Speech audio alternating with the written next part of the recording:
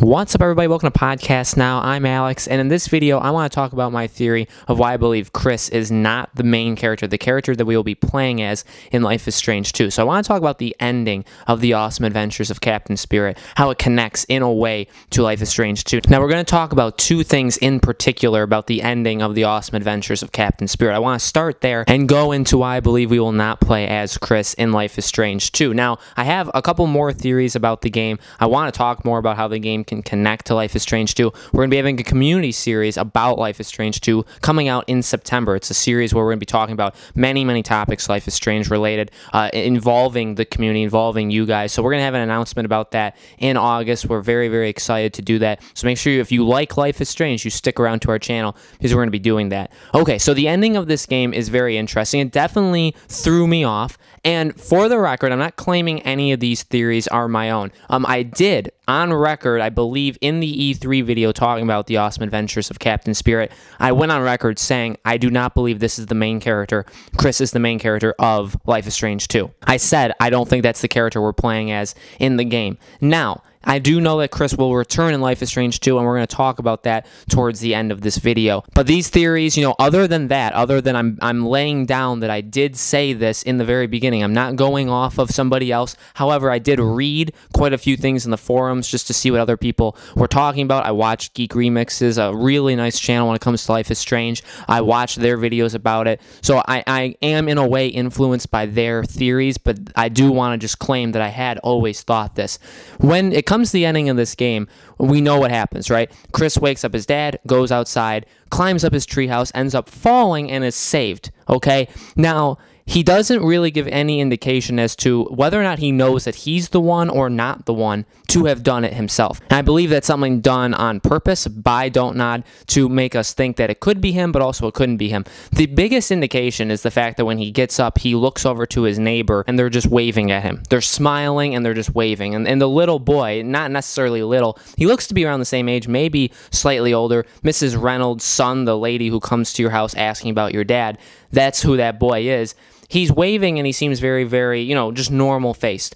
And to me, I think to any logically thinking individual, if you were to just see that happen, this telekinetic event happen, you wouldn't have that reaction unless you're the one that caused it. I feel like this entire game was set up very beautifully and very intelligently to have us play as a main character of Life is Strange 2, being Chris, but not the character you play as. See, Chris will return, that's for sure, but I feel like what they did is they did a reverse and an expansion of what Life is Strange did. We got to play as the Chloe of Life is Strange 2.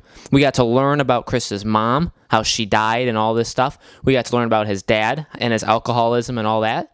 And we also got to learn a little bit about Chris and his imagination and his spirit and what he believes in and his personality. We got to play as the Chloe of this kind of next game. And at the end of the game, we're introduced to the Max character of the game, the character that we're actually going to play as, the character with the powers. And that is ultimately my main focus point as to why I believe it's him. Here's the thing. We're going to play as somebody in Life is Strange 2 with powers. I mean, you can think that Don't Nod is as creative as you want, as clever as you want, and they totally are. I'm not saying they're not. But when it comes down to it, we're playing as a character with powers, okay? We played as Max, and this is the next main game. We're playing as a person with powers, and telekinetic powers, which is pretty awesome. So I feel like the boy who saved Chris is the character that we will be playing as. I feel like they'll develop a friendship probably right from there at some point. Maybe even Chris will find out and know that this boy has these powers, and they'll form a friendship, and that's how Life is Strange 2 will happen. These two will be friends. Maybe it'll be a time skip. I feel like it could be a time skip, or it could maybe even be the same age, but I honestly doubt it, and we'll be playing as that other boy. Doesn't make Chris not important. I feel like Chris could still be the main character of Life is Strange. You could argue that we know and care about Chloe more than Max. Now, I love Max. I think Max is the best character in Life is Strange. But so many people love Chloe, and we really understand so many things about Chloe and her life just by having her as our companion through those 5 episodes, even if you exclude Before the Storm.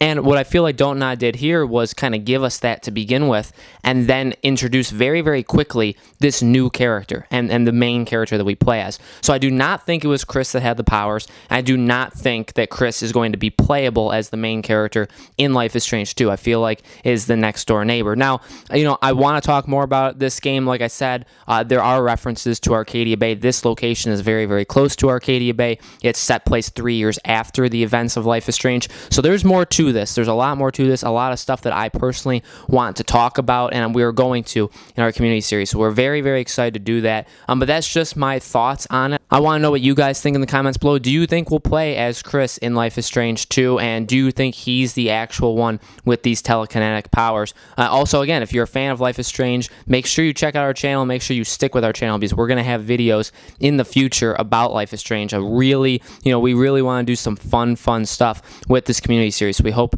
you guys stick along with that. So thank you guys so much for watching this video, and I will see you on the next one.